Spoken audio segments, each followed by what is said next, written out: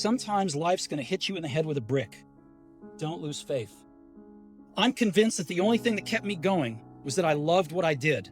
You've got to find what you love, and that is as true for work as it is for your lovers. Your work is going to fill a large part of your life, and the only way to be truly satisfied is to do what you believe is great work.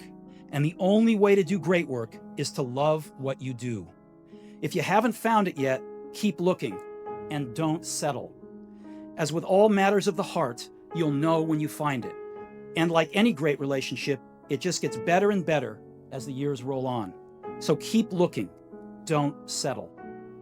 When I was 17, I read a quote that went something like, "If you live each day as if it was your last, someday you'll most certainly be right."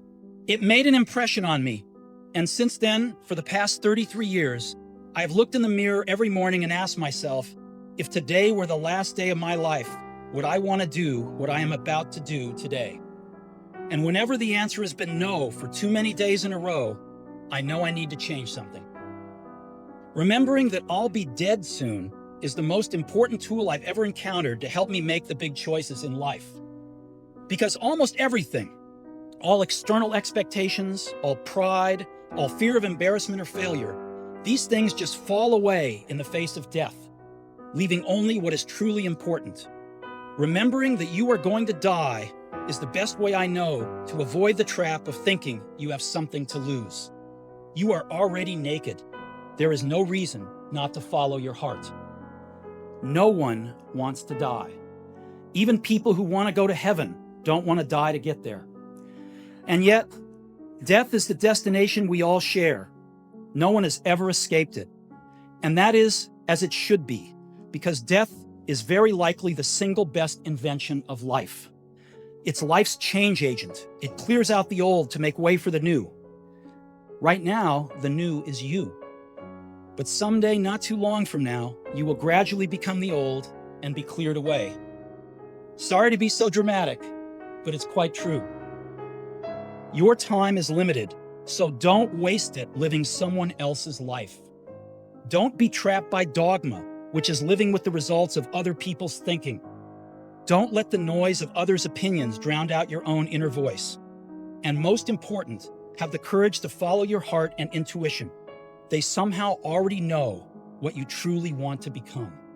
Everything else is secondary. There was an amazing publication called the Whole Earth Catalog, which was one of the Bibles of my generation. It was created by a fellow named Stuart Brand, not far from here in Menlo Park, and he brought it to life with his poetic touch. This was in the late 60s, before personal computers and desktop publishing, so it was all made with typewriters, scissors, and Polaroid cameras.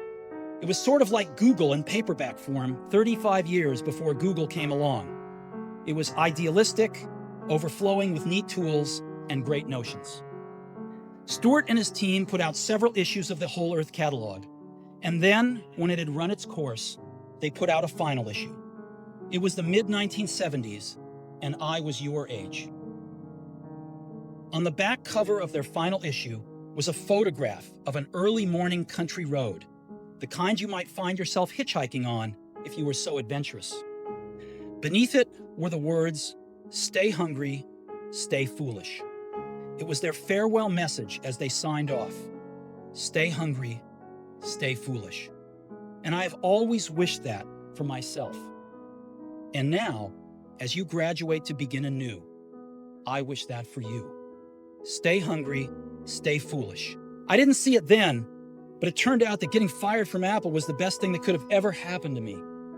The heaviness of being successful was replaced by the lightness of being a beginner again, less sure about everything. It freed me to enter one of the most creative periods of my life. Again, you can't connect the dots looking forward. You can only connect them looking backwards. So you have to trust that the dots will somehow connect in your future. You have to trust in something, your gut, destiny, life, karma, whatever. Because believing that the dots will connect down the road will give you the confidence to follow your heart, even when it leads you off the well-worn path. And that will make all the difference.